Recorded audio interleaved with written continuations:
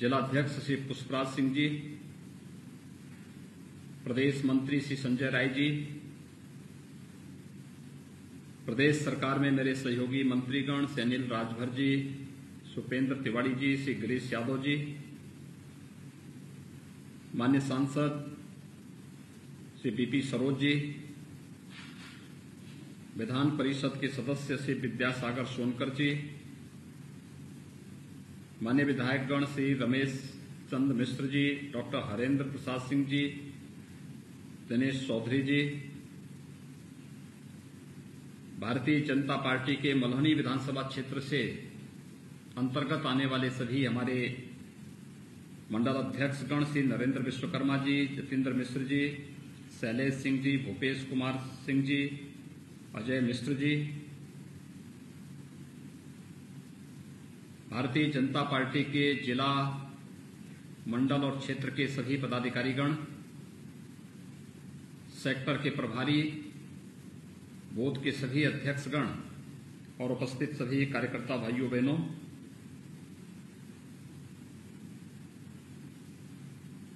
जनपद जौनपुर के मल्हनी विधानसभा क्षेत्र के सेक्टर और बूथ स्तरीय पदाधिकारियों के साथ आज के संवाद कार्यक्रम में मैं आप सबका हृदय से स्वागत करता हूं।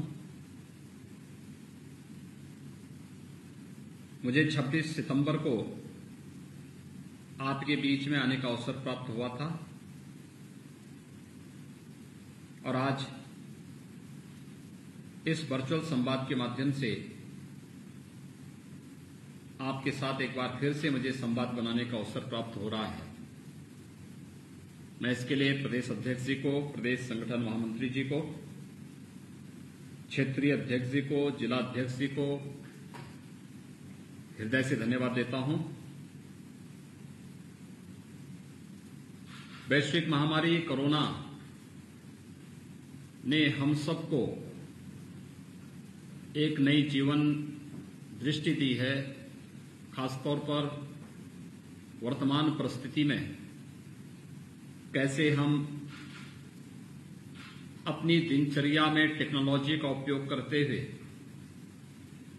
प्रत्येक नागरिक के जीवन में खुशहाली लाने का भी काम कर सकते हैं, संवाद स्थापित करते हुए संगठन के कार्य को भी एक नई गति दे सकते हैं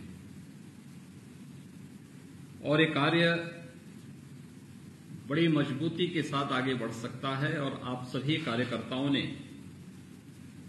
कोविड महामारी के दौरान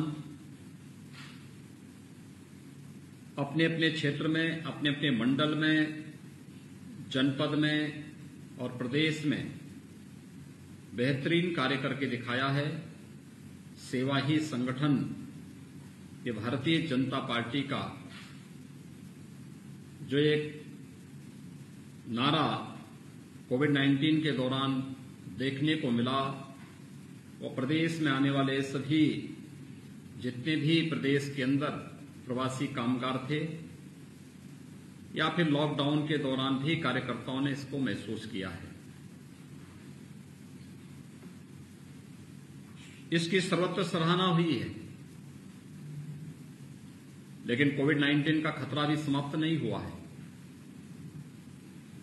इसलिए कोविड-19 के खतरे से बचाव करते हुए हमें इस उपचुनाव में मल्हनी विधानसभा में भारतीय जनता पार्टी का झंडा उठाना है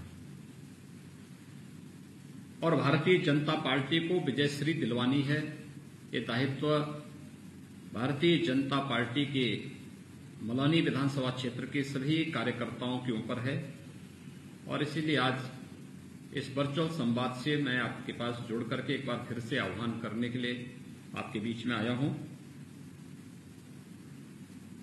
आप सब जानते हैं कि पिछले 6 वर्षों के दौरान आदरणीय प्रधानमंत्री मोदी जी के नेतृत्व में देश के अंदर जो एक विश्वास जगा है, ये विश्वास शासन के प्रति, ये विश्वास नेतृत्व के प्रति, ये विश्वास विकास के लिए, ये विश्वास देश की सुरक्षा के लिए और ये विश्वास वैश्विक मंच पर भारत की बढ़ रही प्रतिष्ठा को लेकर के एक भारत श्रेष्ठ भारत की परिकल्पना को साकार करने का हो या दुनिया के अंदर एक समृद्ध भारत के रूप में भारत को दुनिया की एक महाशक्ति के रूप में स्थापित करने का हो, प्रधानमंत्री मोदी जी के नेतृत्व में भारत सफलतापूर्वक अपनी इस कहानी को आगे लेकर के चल रहा है।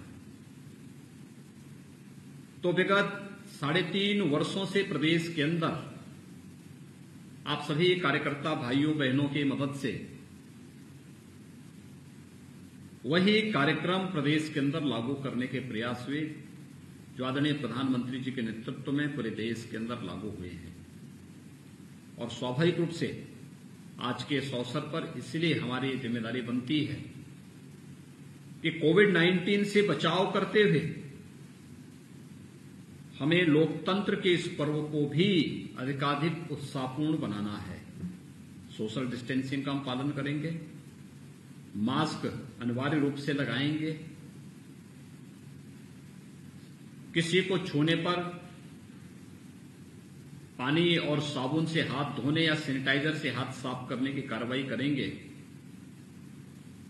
ट्रैफिक के नियमों का पालन करेंगे, कोविड-19 के लिए भारत सरकार के द्वारा जारी की गई गाइडलाइन का अक्षरशः पालन करेंगे, लेकिन जनता के बीच में शासन की योजनाओं का लाभ दिलाने का कार्य भी करेंगे। अद्भुत कार्य हुआ। देश के अंदर 80 करोड़ गरीबों को खाद्यान्न मिलना प्रधानमंत्री गरीब कल्याण पैकेज के अंतर्गत, यह अपने आप एक अद्भुत कार्य हुआ। लोगों के लिए कौतूहल और आश्चर्य का विषय था, लेकिन यह कार्य सफलतापूर्वक प्रदेश के अंदर करने में सफलता प्राप्त हुई, देश के अंदर सफलता प्राप्त हुई, क्योंकि प्रधानमंत्री मोदी जी के विजन के कारण देश के अंदर पहले से ही टेक्नोलॉजी के प्रति प्रधानमंत्री मोदी जी का जो आग्रह रहा, समयबद्ध ढंग से चले हुए चरणबद्ध तरीके से किए गए कार्यों का परिणाम था कि हर एक व्यक्ति टेक्नोलॉजी से जुड़ा, और आज उसका परिणाम हम सबके सामने है। इस पूरे कोरोना कालखंड के दौरान आपने देखा होगा हर एक गरीब को पर्याप्त मात्रा में खाद्यान्न दिया गया। वृद्धावस्था पेंशन, दिव्यांगजन पेंशन, निराश्रित महिला पेंशन, सभी आश्रितों को समय से उपलब्ध हो गया। भरण पोषण भत्ता के लिए प्रवासी कामगार हो, निर्माण श्रमिक हो, ठेला खोमचा रेहड़ी लगाने वाले स्ट्रीट वेंडर्स हो, कुली या पल्लेदार हो, इन सबको भी इसका लाभ दिया गया। राशन किट की व्यवस्था हो या फिर भरण पोषण भत्ता की व्यवस्था, ये सभी कार्य हुए। प्रधानमंत्री आत्मनिर्भर पैकेज के अंतर्गत प्रवासी कामगारों को रोजगार देने के कार्य रहे हों या फिर कृषि आत्मनिर्भरता के पैकेज के अंतर्गत कृषि इंफ्रास्ट्रक्चर के लिए किए जाने वाले कार्य, अद्भुत कार्य हैं। इन सभी कार्यक्रमों ने एक नई छवि प्रस्तुत की कि हम आपदा को भी अवसर में बदलने की क्षमता रखते हैं, और ये संभव हुआ है प्रधानमंत्री मोदी जी के यशस्वी नेतृत्व के कारण, उनके मार्गदर्शन के कारण आज हर एक फील्ड में सफलता प्राप्त होती हुई दिखाई दे रही है। लेकिन जहां एक गरीब प्रसन्न है, प्रफुल्लित है, वैश्विक महामारी से प्रधानमंत्री मोदी जी के विजन ने प्रत्येक नागरिक को बचाया है, वहीं जिन्हें गरीब के चेहरे पर खुशी अच्छी नहीं लगती, जिन्हें प्रदेश और देश की समृद्धि अच्छी नहीं लगती, उन लोगों ने अनर्गल प्रलाप करने प्रारंभ कर दिए, साजिशें रचनी प्रारंभ कर दी। आप याद करिए,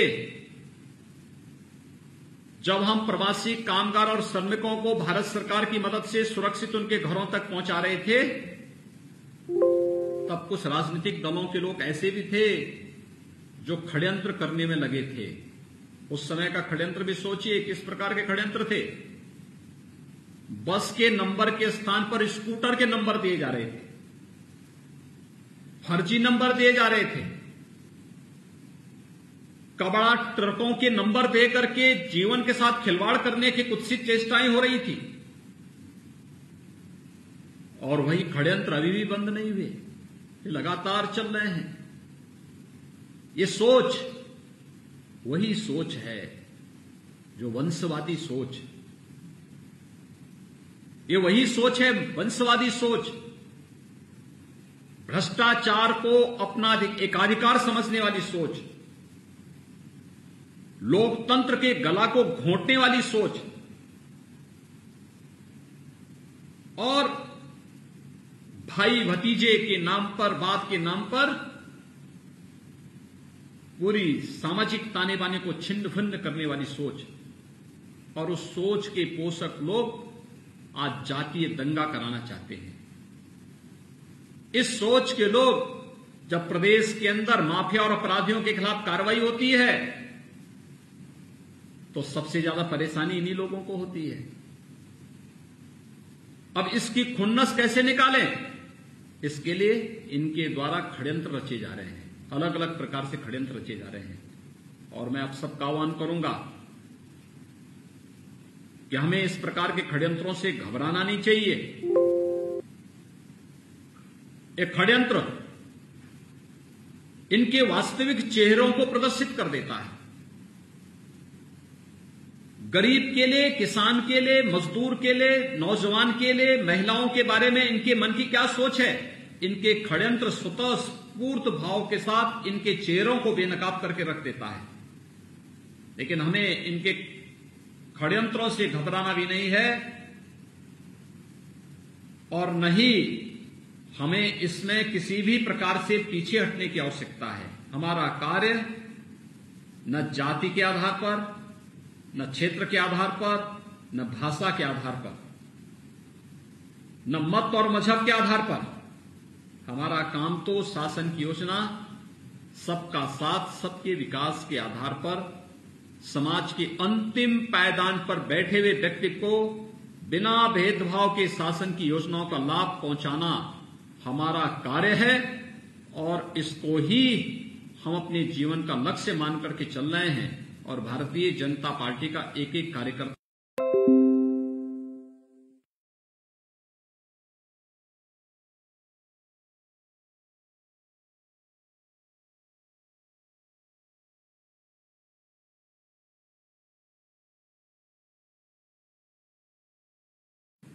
लेकिन विगत 6 वर्षों के दौरान प्रधानमंत्री मोदी जी ने जो योजनाएं दी, प्रधानमंत्री आवास योजना हो, स्वच्छ भारत मिशन है, जनधन योजना है, प्रधानमंत्री उज्ज्वला योजना है, प्रधानमंत्री सौभाग्य योजना है, प्रधानमंत्री आयुष्मान भारत की योजना है, प्रधानमंत्री जीवन ज्योति या जीवन सुरक्षा बीमा की योजनाएं हैं, प्रधानमंत्री फसल बीमा की योजना है, प्रधानमंत्री कृषि सिंचाई की योजना है, वन नेशन वन पोर्टेबिलिटी के माध्यम से one nation one ration card की व्यवस्था। ये सभी कार्य ऐसे हैं जो प्रत्येक नागरिक के और समाज के अंतिम पायदान पर बैठे हुए व्यक्ति के जीवन में व्यापक खुशहाली का आधार बनने जा रहे हैं। और इसीलिए अपनी हताशा और निराशा को मिटाने के लिए नए नए षड्यंत्र और नए नए हथकंडे अपनाने का कार्य लोग कर रहे हैं। जो लोग 50 वर्षों में गरीब को आवास नहीं दे पाए, शौचालय नहीं दे पाए, बिजली का कनेक्शन नहीं दे पाए, स्वास्थ्य की सुविधा नहीं दे पाए, आज वे लोग अपनी खुन्नस षड्यंत्र और साजिश के माध्यम से निकालने का प्रयास कर रहे हैं। जिन लोगों ने 50 वर्षों में प्रदेश में माफियागिरी पनपाई, अराजकता पनपाई, शोषण और भ्रष्टाचारी तत्वों को प्रश्रय दिया, वही लोग आज षड्यंत्र में लगे हैं। हमें इनसे सावधान होना होगा। आज आपने बदलते हुए उत्तर प्रदेश को देखा है। दुनिया का हर निवेशक आज उत्तर प्रदेश में निवेश करना चाहता है। ये निवेश हमारे लिए केवल विकास का आधार मात्र नहीं है, ये निवेश हमारे युवाओं के लिए रोजगार का भी साधन बनता है। भाइयों बहनों, कल्पना करिए 15 वर्षों में प्रदेश में जितनी नियुक्तियां नहीं हो पाई थी, अकेले 3 वर्ष में हमारी सरकार ने 3 लाख से अधिक सरकारी नियुक्तियां प्रदेश के नौजवानों को दी हैं। 20 लाख से अधिक नौकरियां हम लोगों ने निजी क्षेत्र में दी हैं। 1.5 करोड़ से अधिक लोगों को रोजगार की संभावना और स्वतः रोजगार के साथ जोड़ने का कार्य हम लोगों ने प्रदेश के अंदर किया है। ये पिछले 15-20 वर्षों में इतना काम नहीं हो पाया जितना कार्य मात्र 3.5 वर्षों के अंदर प्रधानमंत्री मोदी जी के मार्गदर्शन में प्रदेश सरकार ने प्रदेश के अंदर करके दिखाया। और अभी नियुक्ति की प्रक्रिया चल रही है। ये कितने भी षड्यंत्र करें, विकास के मार्ग में हम कोई बाधा नहीं आने देंगे। विकास रुकने नहीं देंगे, ठहरने नहीं देंगे। ये तो एक निरंतर चलने वाली प्रक्रिया का हिस्सा होगा और उसी प्रक्रिया को आगे बढ़ाने का कार्य किया जा रहा है। मैं पिछले दिनों गया था जौनपुर में, 6 सितंबर के पहले मैं गया था जब वहां पे फसल व्यापक क्षति हो रही थी। उस समय भी मैंने वहां का दौरा किया था। इससे पहले भी मुझे जाने का अवसर मिला था जब मेडिकल कॉलेज का नामकरण भारतीय जनता पार्टी के वरिष्ठ नेता पूर्व गृह मंत्री स्वर्गीय उमानाथ सिंह जी के नाम पर हम लोगों ने किया था। और 26 सितंबर को जब मुझे आने का अवसर प्राप्त हुआ था तो उस समय मुझे 3 महापुरुषों को सम्मानित करने का और उनके नाम उनके प्रति श्रद्धांजलि व्यक्त करने का अवसर मिला था। राजा जौनपुर स्वर्गीय श्री यादवेंद्र दत्त दुबे जी के नाम पर के नामकरण की कार्रवाई, प्रख्यात वैज्ञानिक जीनोम फाउंडेशन के संस्थापक डॉक्टर लालजी सिंह जी की स्मृतियों को ताजा करने के लिए नामकरण की कार्रवाई, निषाद राज के नाम पर विद्यालय के कार्यक्रम को आगे बढ़ाने की कार्रवाई, ये सभी कार्यक्रम इसीलिए आगे बढ़ाए गए थे कि विकास केवल भाषणों तक सीमित न हो, बल्कि विकास का लाभ प्रत्येक नागरिक ले सके, देख सके और उन योजनाओं के माध्यम से लोगों को अपनत्व का एक भावनात्मक लगाव उस विकास के कार्य के साथ जुड़ सके। इसी भाव के साथ ये कार्यक्रम आगे बढ़ाए जा रहे हैं। और इसीलिए मैं आज आपसे सबसे अपील करने के लिए आया हूं। मैंने 26 सितंबर को भी आपके साथ बैठक की थी, वहां की योजनाओं के बारे में चर्चा की थी। और आज फिर मैं आपसे कहना चाहता हूं, याद करिए, आपके जिले में पहले बिजली नहीं मिलती थी, आज बिजली बिना भेदभाव के सबको मिल रही है।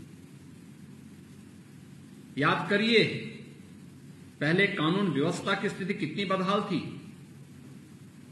आज कानून व्यवस्था की स्थिति तो बहुत बेहतर स्थिति में, हर व्यक्ति सुरक्षित है। पहले माफिया और अपराधी गरीबों के घरों पे बुलडोजर चलाते थे, आज बुलडोजर इन माफिया और अपराधियों के घरों में चल रहे हैं, जिन्होंने अवैध अर्जित की गई संपत्ति आज उस पे चल रहे हैं। अंतर यही आया है, पहले माफिया और अपराधियों को संरक्षण देने वाली सरकारें थीं तो गरीब पर अत्याचार करती थी। आज गरीबों को संरक्षण देने वाली और जनता को जनार्दन मानने वाली सरकार है तो माफिया और अपराधियों को वह उनका सही ठिकाना बता रही है कि इनकी जगह कहां होनी चाहिए, और उसके अनुरूप कार्रवाई भी उसी स्तर पर प्रारंभ भी हुई है। ये कार्य